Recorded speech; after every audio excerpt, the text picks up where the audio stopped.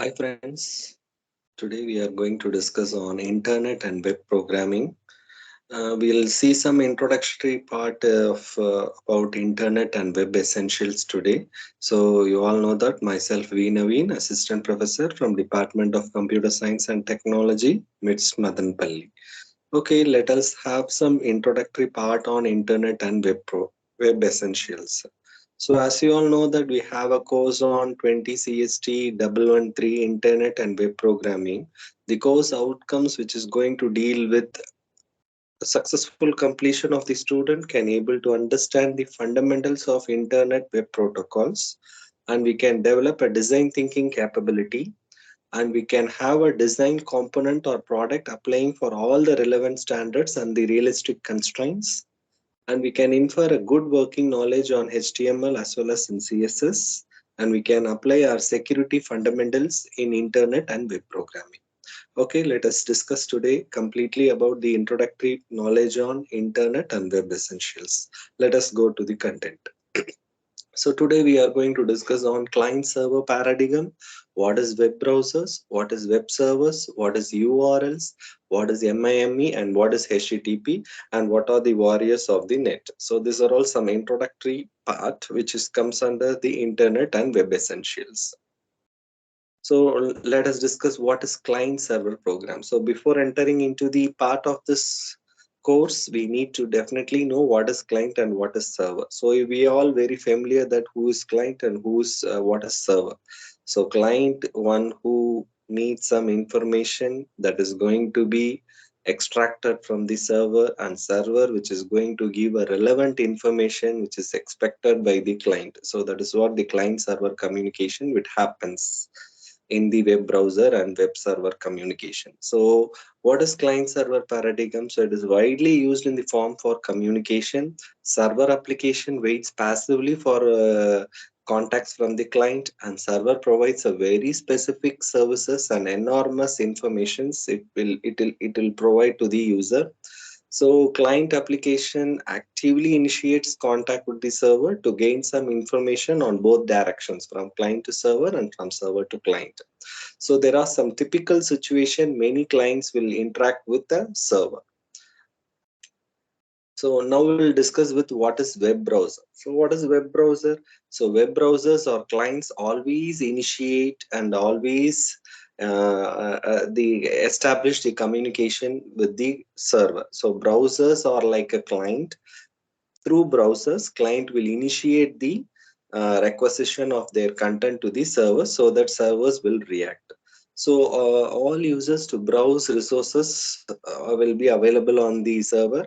And for example, Mosaic in 1993, it's a first GUI explosion of web is being used for X Windows, Unix, and other platforms. And we have now common browsers which are being used like Firefox, Internet Explorer, Google Chrome, Safari, etc. So these are the web browsers we are using to initiate the communication with the server. So clients mostly go through to with the web browser in this way, like using Firefox, Internet Explorer, and Google Chrome. So what is web server? So web server, definitely it provides some responses to whatever the request which is being given by the browser. So client gives a request through the browser, so that server need to respond to that corresponding request. How this communication is being happen between browser and server? By use of HTTP protocol. What is HTTP protocol? HTTP is Hypertext Transfer Protocol. So web server runs on the background process in operating system, so that it monitors the communication port on the host, accepting what request HTTP messages when they appear.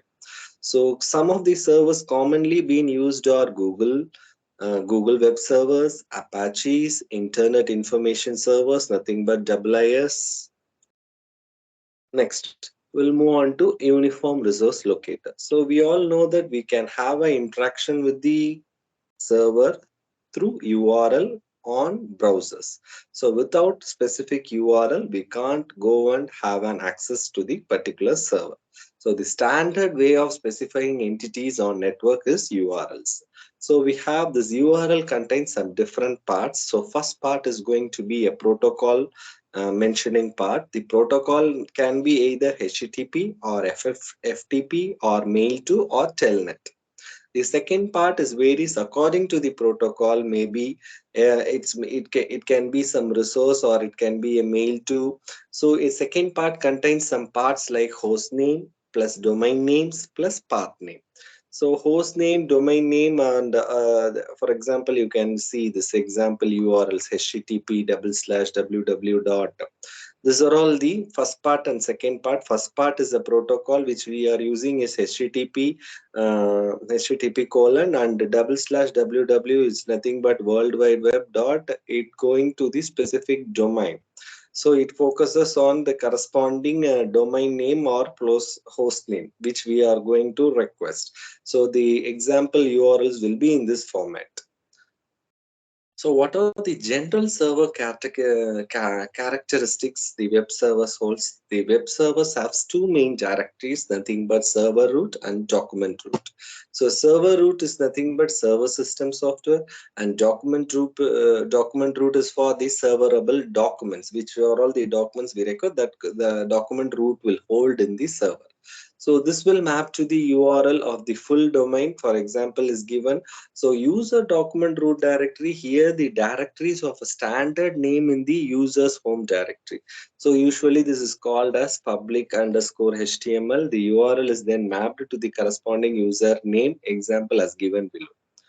So the document root accessed indirectly by the clients to know the actual location set by the server configuration file. So the requests are mapped to the correct actual location through this part of URL.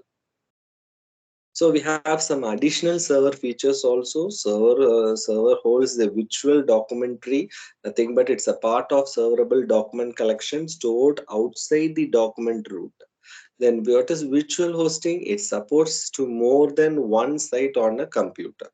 And what is proxy server? So server documents that are in the document root of the other machines. So we have multi-purpose internet mail extensions, MIME. So it is originally developed for emails. So it's specifically used to specify some document types transmitted over the web. So MIME type attached by the server to the beginning of the document itself. So the type specifications are given in the form of type slash subtype, and examples can be, we can have a type like text and subtype can be a plain, and type can be a text and subtype can be an HTML. Type can be an image and subtype can be an GIF or PNG like that, and image slash JPG. So what is this exactly MIME? So MIME server gets type from the requested file names as suffix .html implies what type of file? Text slash HTML file. So browser gets the type explicitly from the server, so that the experimental type subtypes begins with videos or x-ms video. So the experimental types requires the server to send a helper application or a blog in, so the browser can deal with the file. So now we'll discuss what is World Wide Web overview. So World Wide Web overview is nothing but it's generally a communication establishment between a server and the client. So always of execution of communication starts from the client side. So client server side, they are going to access the system through browser. Some browser we are day by day we are using, for example, Netscape Navigator or Internet Explorer or Google Chrome or some Mozilla Firefox. So these are all the browsers which helps the clients to access the server through the request. So the request can send through some protocol that we have seen, that through HTTP protocol, through URL we can have a request to the server. So this HTTP request will be taken to the server in the form of HTTP in the HTTP server. So server can be Apache or Google or MS IIS. So these are all the HTTP server types. So once the HTTP request is being given to the server in the form of URL. So the HTTP server will correspondingly send what? A response, HTTP response. That is nothing but HTML data to the client. So this is what the overview of the World Wide Web. So the design paradigm of the World Wide Web is nothing but it's a global hypertext system. WWW is a global hypertext system. The page is the basic unit of WW. So WWW has n number of pages. So each page has been an unique identifier, nothing but the URL. Uniform resource locator. There is a unique identifier to identify each page of www. So pages may contain links to data of any type. Some data, example images, may also be interpreted by the browser and displayed in as in the form of inline. So pages may contain links to the other URLs also. So example, the HTTP protocol, which has been invented by Tim Berners-Lee in 1990. The example versions of 1.0, 1.1 and 1.1 of HTTP is being introduced in 1996, 1997, 1999, and now we have up to date. So some of the features of HTTP here we can discuss. So HTTP is about application level client server protocol. So we can say it as it is directly used in the application to have a communication establishment between client and server. So primarily it's used for distributed hypermedia systems. So flexible, that has many other uses also. Example, name servers, distributed and collaborative document management systems. HTTP is a small and fast, minimal performance overhead, and it is very easy to implement also. HTTP is a stateless protocol. So each request is an independent transaction there. It is considered each request in an independent way. So it is unrelated to any previous request which is given by the client. So session-based protocols being used, example FTP. So the main advantage of using HTTP is about um, it's about its simplest the server design. So information about previous transactions no need to be stored here. So that is the main advantage. So next we'll move on to the HTTP operation, how it operates. So on the internet, HTTP usually uses what? TCP IP connections. So TCP port 80 is the default, though others can also be specified. Mostly TCP port is 80. So HTTP uses the request and response paradigm. So client establishes a connection to the server and sends its request. Server responds to the request by generating a response. So this is what a HTTP operation is going to be. So how that HTTP request is going to be? So HTTP request is delivered from a client to a server. So when always the request should be from client to server and response will be from server to client. So it's a request, HTTP request is delivered by containing some instructions to the server. So what type of instructions it's contain? Let us see. The method to be applied to the data resource, and it holds the identifier of the resource, and it uses the protocol version in the HTTP request. HTTP request three things, nothing but method to be applied to the data resource, an identifier of the resource, and protocol version in use. So most commonly used methods in HTTP request are get, head, post, put, and delete. So get is for fetching a document. Head is for fetch just the header of the document. And post is for execute the document using the data in the body. And put is to store a new document on the server. And delete is to remove a document from the server. So these are all the HTTP request methods usually HTTP protocol follows. So get is to fetch a document, head is to fetch just the header of the document, and post is to execute the document using the data in the body, and put is to store a new document on the server, and delete is to remove a document from the server. So there is a format to be sent from client to server through HTTP request, HTTP request message. So this is the general request message you can see here. So method slash path to resource HTTP slash version number, and header name 1 and its value, header name 2 and its value. So we can have a optional request body part also. So this is the example given here. So we are going to use the method of get. So already we have seen get is to fetch a document. So get the document path to the resource HTTP is given here. That is nothing but index.html.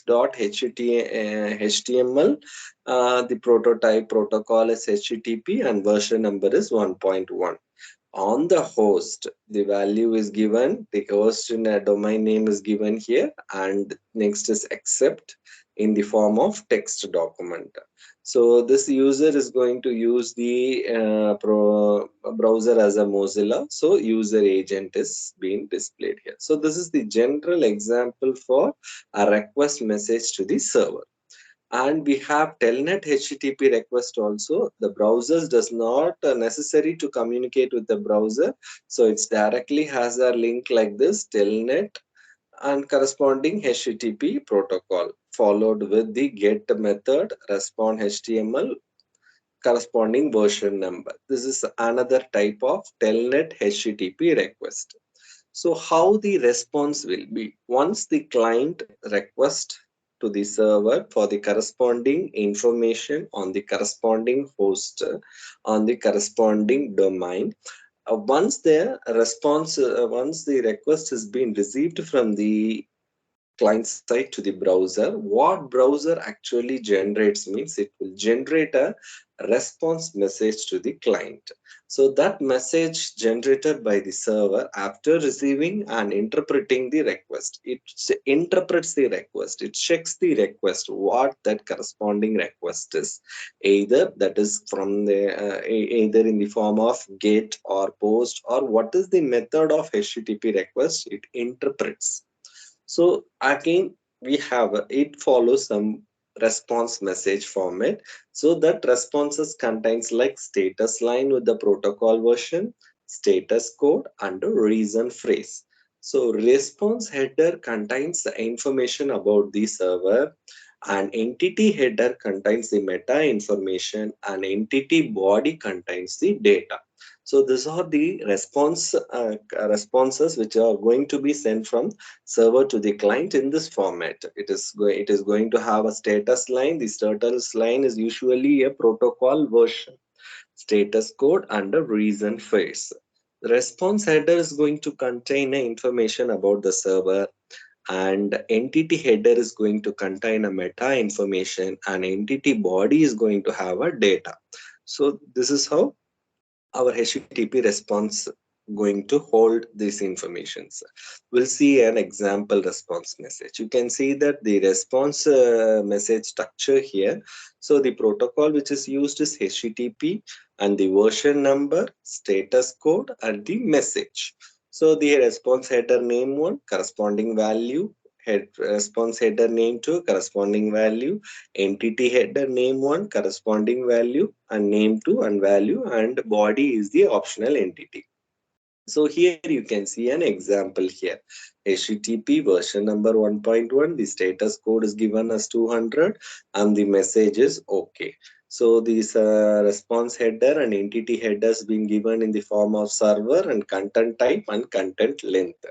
Under that, it holds the optional entity body in the form of HTML tags. So this is how the response message server will send to the client. So some of the HTTP status codes were is going to be discussed here. So 200, this is the status code. Generally, we are mentioning in the structure now. Here, in this example, we have used this 200. What is this 200? 200 is just to mention a OK message response from the client. Then 202 is created, 202 for accepted, 204 for no content, and 301 is for moved permanently, and 302 is moved temporarily, and 400 is bad request, 401 is unauthorized access, 403 is forbidden, 404 is not found, and 500 is internal server error, and 503 is service unavailable. So these are the status code informations which we can use inside the response message. 200, 201, 202, 204, 301, 302, 400, 401, 403, 404, 500, and 503. The corresponding usage of this status code is being given here. 200 to have a OK, 201 is for created, 202 for accepted, and 204 for no content. 301 is moved permanently, 302 is moved temporarily, and 400 for bad request, 401 for unauthorized, 403 for forbidden, 404 for not found, 500 for internal server error, and 503 for service unavailable. So that's about the introductory part of this Internet and Web Essentials. As we have discussed, I'll go through with fast manner. So we have discussed about client server paradigm. Client server is nothing but it is going to have a server application as well as client application. Client application is going to initiate the uh, communication with the server with the form of what request, and server will provide the response. That is what client server paradigm. For that we are using an application as a web browser and the web server for holding the server. So web browsers are nothing but Firefox, Google Chrome, or Internet Explorer, whatever in the market we are using. So through that, web servers are going to send their responses for the corresponding browser request. So common servers which we are using are Apache, Google Web Server, and Internet Information Server. So uniform resource locators are called as what? URLs. URL is going to be used in the browsers to fetch the corresponding, to send the corresponding request to the server, to fetch the corresponding information in the form of any file type. So we can have many parts in this URL. First part is for protocol mentioning, and second part is varies according to the protocol. Maybe the second part we can mention directly the host name plus domain names as well as the path. So that is what the URL structure we are seeing here. This is how http:// we will be going with www corresponding host and domain names with the path. So there are some general characteristics of a server we have discussed. We have server root and document root. So server root which holds the all system softwares, and document root which all holds the serverable documents. So additional server features are virtual documentary, virtual hosting, and proxy servers.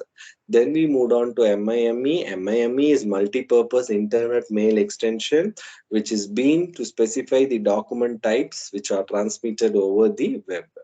So we have seen the example of worldwide overview, HTTP client and server, how it communicates means through HTTP request and the HTTP response. So we have seen the features of HTTP and HTTP operation in the form of HTTP requests. So request methods can be get, head, post, put, and delete. So this can be in this form of structure we have discussed, and response will be in the form of message generated by the server after receiving and interpreting the request. So this is the response message server as we have discussed.